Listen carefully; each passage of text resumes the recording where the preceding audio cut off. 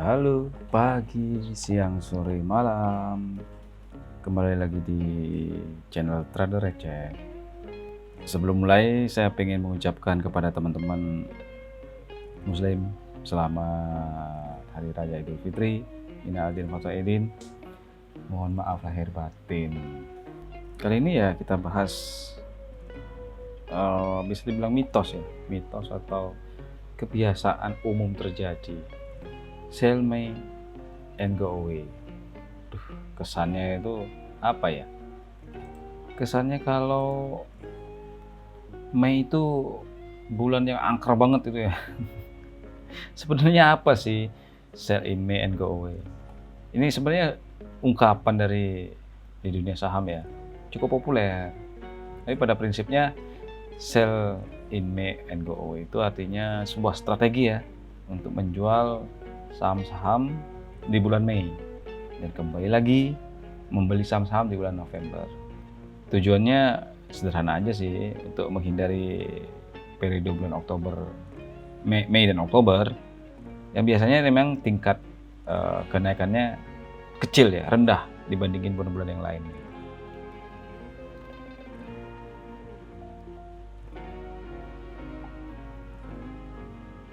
Apa benar sell in May and go away ini benar-benar terjadi? Tapi sebelum masuk ke sana kita harus tahu dulu ya sejarahnya, kenapa frasa ini muncul ya. Dulu itu dulu abad ke-17 ya, di Inggris, London, itu ada suatu olahraga pacuan kuda ya, judi lah ya, judi. Yang mana setiap musim panas, banker, investor, trader, bangsawan, pedagang itu ngumpul di situ. Jadi mereka berlibur di musim panas. Nah, saking nancepnya tuh mitologi itu, seakan-akan memang setiap bulan Mei sampai November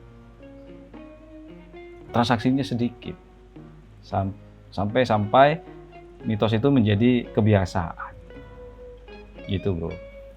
Nah, kalau kita lihat dari data ya, memang di bulan-bulan Mei Oktober itu dibandingkan bulan November April, tingkat kenaikannya lebih rendah bulan Mei sampai Oktober. Nah, apa benar nih sekarang di Indonesia kejadian berlaku gitu ya, bulan Mei sampai Oktober itu bulan-bulan yang berbahaya? Di Wikipedia ya, sell and May and go away itu ternyata sebuah strategi ya, sebuah strategi yang berdasarkan teori bahwa bulan November hingga April itu memang kinerjanya lebih baik dibandingkan rata-rata bulan Mei. Dalam strategi itu ya, saham-saham dijualin di bulan Mei itu, mereka menjual, mereka pindahkan dananya ke lebih aman seperti deposito, reksadana, obligasi, sampai mereka menunggu bulan November April yang mereka anggap itulah periode yang terbaik. Tapi bagi sebagian orang ini seakan-akan sebagai kutukan ya bagi orang-orang awam, kalau Mei itu bulan yang berbahaya lah, nggak usah lah kita trading di situ. Apa benar seperti itu ya? Kita lihat datanya aja, biar tidak salah mengartikan dari sell May on go away. Itu menurut saya adalah sebuah strategi. Nah, kalau kita lihat dari data ini saya warnain ya bulan Mei ya. Ternyata dalam 22 tahun IHSG tertinggi malah ada di bulan Januari ya, 15%. Yang terendah di bulan Agustus. Kemudian rata-rata tertinggi ada di ini, April. Yang terendah adalah di bulan Agustus. Sorry, ini Oktober tadi ya. Yang terendah di Oktober ya. Nah, dari data ini kita lihat ternyata enggak. bulan Mei itu masih baik-baik saja. Malah yang terendah itu ada di bulan yang terburuk ya. Yang terburuk itu di bulan Agustus dan bulan Oktober. Agustus dan Oktober. Karena rata-rata paling rendah di bulan Agustus itu minus.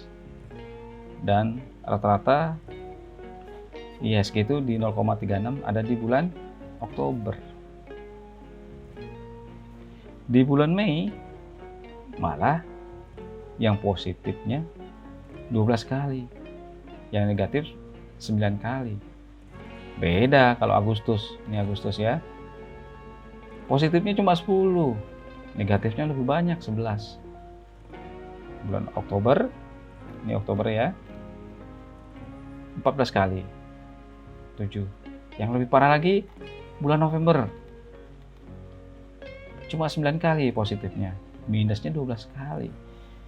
Jadi menurut saya bulan Mei itu nggak sepenuhnya benar ya kalau dilihat dari 22 tahun ke belakang, 21 tahun ke belakang. Jadi menurut saya itu sebuah strategi dari trader sih. Trading plan dari masing-masing trader yang berbeda-beda. Nah, salah satunya menggunakan Mei dan November ya. May sell in May and go away. Tapi menurut saya masih kurang tepat sih kalau dibilang Mei itu harus keluar. Nggak harus, tidak harus, tapi lebih hati-hati. Iya, benar. Kenapa lebih hati-hati? Kita lihat nih summary-nya. Kenapa lebih hati-hati? Kita harus ya sedikit melakukan transaksi ya. Ya karena di periode bulan Mei sampai Oktober rata-rata memang return dari IHSG cuma 4,68%, sedangkan November April 14%, jauh lebih tinggi. Makanya rata-rata yang menggunakan strategi sell in May, memang Mei tidak pernah dia melakukan trading. Mereka simpan dananya di deposito, reksadana, obligasi atau hal yang lainnya ya. Dia tidak cawe-cawe di bulan Mei dan Oktober. Dalam 20 tahun terakhir ya, memang benar Mei Oktober itu dianggap sebagai periode yang paling buruk. Bukan paling buruk, yang periode buruk ya. Karena tercatat hanya 13 kali ya naiknya, sedangkan turunnya 7 kali. Sedangkan di periode bulan November dibandingkan dengan November sampai April sekitar 16 ya, 16 kenaikannya, dan turunnya sekitar 4. Secara return pun lebih bagus. Kita kembali ke detail ya. Ada yang sedikit menggelitik di pikiran saya. Rata-rata krisis-krisis besar itu terjadi di Oktober. Misalnya di 98, sayang datanya nggak ada. Yang ada sekarang menjelang 2008. Nah, ini Oktober. Jadi kesimpulannya, berdasarkan periode di bulan Mei sampai Oktober ini belum tentu merupakan periode yang terburuk. Walaupun returnnya 60% lah ya.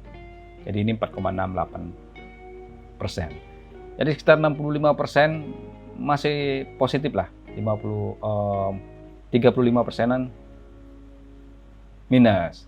Tapi bukan yang terburuk. Sementara periode November April memang yang terbaik. Sekitar 80% lah. 80% kinerja positif. Sisanya negatif. Nah, sebagai orang awam, apakah kita akan bermain di Mei Oktober atau di November April? Itu terserah kalian, terserah teman-teman. Yang penting di bulan Mei dan Oktober ini jauh lebih waspada dibandingkan dengan November dan April. Karena di bulan November dan April itu masang apa aja juga pasti positif biasanya. Sedangkan di Mei Oktober walaupun tidak terlalu besar, tapi masih ada prospek untuk cuan. Setiap krisis ya, selama 2 tahun setelah krisis, deja vu gitu, seakan-akan berulang kalau kita lihat. Misalnya krisis 98 di 2 tahunnya terbang, 2008 2 tahunnya terbang. Apakah di 2022 ini terbang? Kita nggak tahu. Tapi menurut saya Tanda-tandanya ada. Apa tanda-tandanya? Setiap habis krisis, komoditas naik gila-gilaan. Itu salah satu tanda. Coba kita cek ke belakang data-datanya. Nanti akan saya coba buatkan datanya. Kenapa komoditas bisa naik gila-gilaan setelah krisis. Oke, saya cukupkan sekian dulu hari ini. Mudah-mudahan berguna untuk teman-teman. Jangan lupa di like, share, dan di komen kalau ini bermanfaat. Terima kasih.